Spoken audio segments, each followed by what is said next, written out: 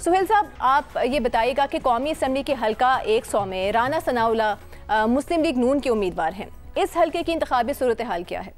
ये NA 100 जो है फैसलाबाद 6, ये फैसलाबाद की कुछ शहरी आबादी और कुछ दही आबादी पर मुश्तमिल है। और यहाँ इसकी अहमियत यह है कि यहाँ से साबिक़ वफाकी वज़ीर दाखिला राना सनाउल्लाह जो हैं वो हिस्सा ले रहे हैं, और इसलिए नून का सारा ज़ोर होगा कि राना सनाउल्लाह ज़रूर जीतें।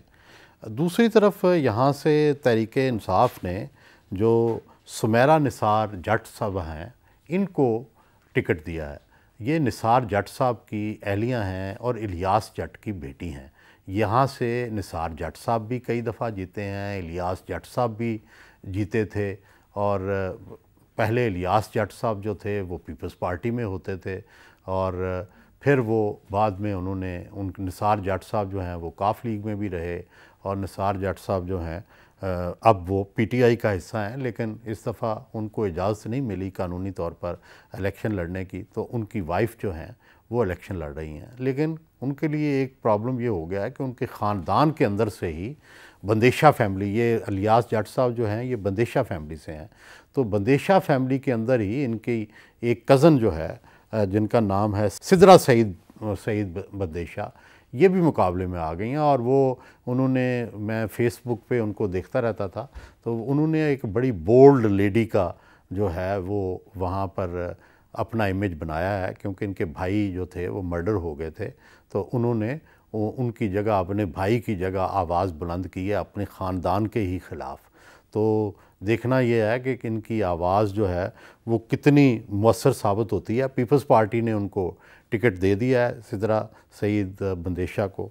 तो दूसरी तरफ अब देखना यह है कि ये हल्का कभी पीपल्स पार्टी का था, फिर नून का हो गया, फिर तहरीक इंसाफ का हो गया। अब देखना यह है कि क्या राना सनाउल्लाह जो है ये इस हल्के को दोबारा नून लीग की टोकरी में डालने में कामयाब होंगे या नहीं।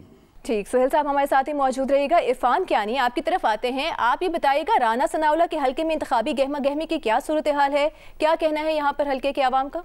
जी बिल्कुल, राना सनाउल्लाह जो है वो हल्का NA 100 से इंतखाब लड़ रहे हैं, और इस हल्के के अंदर हम इंतखाबी गहमा गहमी की बात करें तो गुज़िश्ता इंतखाबात के में जो दौर था उसमें जो हमने गहमा गहमी यहाँ पे इंतखाबात के हवाले से देखी थी, उस तरह की इंतखाबी गहमा गहमी हमें हल्का NA 100 के अंदर नजर नहीं आ रही है।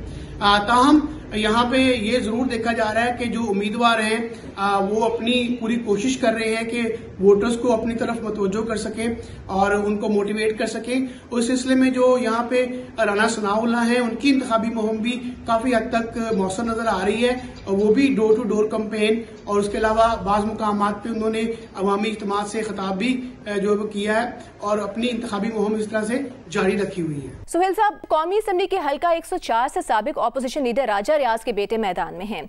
इस हल्के की कहानी क्या है, इसके बारे में भी बताइएगा। देखिए जी, NA 104 जो है फैसलाबाद 10 कहते हैं। ये फैसलाबाद शहर का सनती इलाका है, और यहाँ इस वक्त दिलचस्पी की बात यह है कि साबिका अपोजिशन लीडर राजा रियाज जो हैं वो, उनके बेटे जो हैं वो इलेक्शन लड़ रहे हैं। राजा रियाज ने नामालूम वजूहात की बिना पर इलेक्शन नहीं लड़ा, और इस पर भी चेम गोइयाँ हो रही हैं कि राजा रियाज साहब होते तो और वैल्यू होती, अब उनके बेटे नया चेहरा है। लेकिन हो सकता है इसमें उनकी कोई मसलियत हो। तो राजा साहब बड़े मंझे हुए सियासी कारकुन हैं, पीपल्स पार्टी में रहे, पंजाब में बड़ा रोल अदा किया, फिर तहरीक इंसाफ में चले गए, और तहरीक इंसाफ से फिर मुनहरफ हो गए, फिर अपोजिशन लीडर हुए, और आज के जो वज़ीर आज़म हैं निगरान, इनका नाम देने में भी राजा रियाज साहब जो थे वो पेश थे। तो राजा रियाज साहब बहरहाल एक पॉलिटिकल फिगर हैं, लेकिन इसी तरह PTI जो है उनके बहुत मुखालिफ भी है, जितने भी मुनर्रफ अराकीन हैं। तो दूसरी तरफ इनके मुकाबले में जो PTI ने टिकट दिया है वो साहबज़ादा हामिद रज़ा साहब को दिया है। साहबज़ादा हामिद रज़ा साहब जो हैं ये मौलाना साहबज़ादा फ़ज़ल करीम के बेटे हैं, मौलाना सरदार अहमद के पोते हैं। इनको मुहद्दिस आज़म जो अहले सुन्नत बरेलवी मकतब फ़िक्र है उसमें इनको मुहद्दिस आज़म कहते हैं, और ये डायरेक्ट बरेली से तालीम लेके आए थे और इनका बहुत हल्का असर है इस अहले सुन्नत मकतबा फ़िक्र के अंदर। तो साहबजादा फ़ज़ल करीम साहब भी यहाँ से MNA मुंतखब हुए थे, लेकिन फिर इनकी राना सनाउल्लाह से ऐसी चश्मक हुई कि बिल आखिर उन्होंने नून लीग जो है वो छोड़ दी, बगावत कर गए और राना सनाउल्लाह वहीं के वहीं रह गए। साहबजादा हामिद रज़ा काफ़ी दिनों से मुश्किल में हैं, रुपोश रहे बहुत अरसा। अब देखना यह है कि क्या वो कितनी अपीयरेंस दे सकते हैं, कितना आके वो उनका मुकाबला जो है राजा दानियाल साहब का वो कर सकते हैं या नहीं। दूसरी तरफ पीपल्स पार्टी ने यहाँ से बिशारत अली साहब को इलेक्शन का टिकट दिया है। ज़ाहिर है वो एक नए आदमी हैं और यहाँ पर नून लीग ने भी एक अजीबो गरीब फ़ैसला किया है कि जो राना अफजल ख़ान साहब से यहाँ से MNA वो उनका बेटा बड़ी जद्दोजहद कर रहा था, एहसान अफजल TV पे आता था, बड़ी पढ़ा लिखा बच्चा है, लेकिन उसको टिकट नहीं दिया। इन्होंने राजा साहब को एकामोडेट किया है और एहसान अफजल को इग्नोर किया है। हो सकता है उससे कोई वादा किया हो, उसको सूबाई का टिकट भी नहीं दिया। तो मेरा ख्याल है कि उसको एकामोडेट करना चाहिए था, नून को, पढ़े लिखे नौजवानों को भी सामने लाना चाहिए।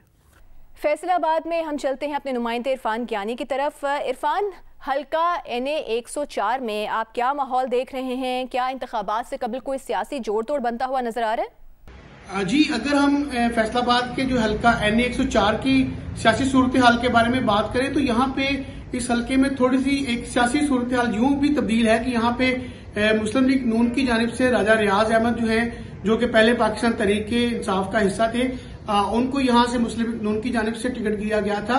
लेकिन राजा रियाज यहाँ से इलेक्शन नहीं लड़ रहे, बल्कि उनकी जगह पे उनके बेटे राजा दानियाल जो है वो अब इलेक्शन लड़ रहे हैं। और ये साहबजादा हामिद रज़ा जो कि पाकिस्तान तहरीक इंसाफ के हिमायत याफ्ता हैं, उनके मुकाबले में यहाँ से ये इलेक्शन लड़ रहे हैं। तो यहाँ पे एक सूरत हाल ये कि राजा दानियाल यहाँ पे एक नए उम्मीदवार हैं, लेकिन क्योंकि उनके वालिद का एक सियासी पस मंजर इस इलाके में मौजूद है और उनको मुस्लिम लीग नून का जो वोट बैंक है वो भी यहाँ पे हासिल है और इसके अलावा राजा रियाज का अपना जो हल्का असर है वो भी यहाँ पे मौजूद है, तो इस हवाले से वो अपनी सियासी कैंपेन को यहाँ पे जारी रखे हुए हैं। जबकि जो साहबजादा हामिद रज़ा हैं वो भी यहाँ पे अब पाकिस्तान तहरीक इंसाफ के हिमायत याफ्ता उम्मीदवार होने के हवाले से वो भी यहाँ से अपनी जो सियासी सूरत हाल है और मुहिम जो अपनी इंतखाबी मुहिम है उसको यहाँ पे जारी रखे हुए हैं। दोनों कैंडिडेट्स जो हैं यहाँ पे अपनी इंतखाबी मुहिम को इस इलाके के अंदर जारी रखे हुए हैं और कोशिश कर रहे हैं कि वोटरों को अपनी जानिब में तवज्जो रखें।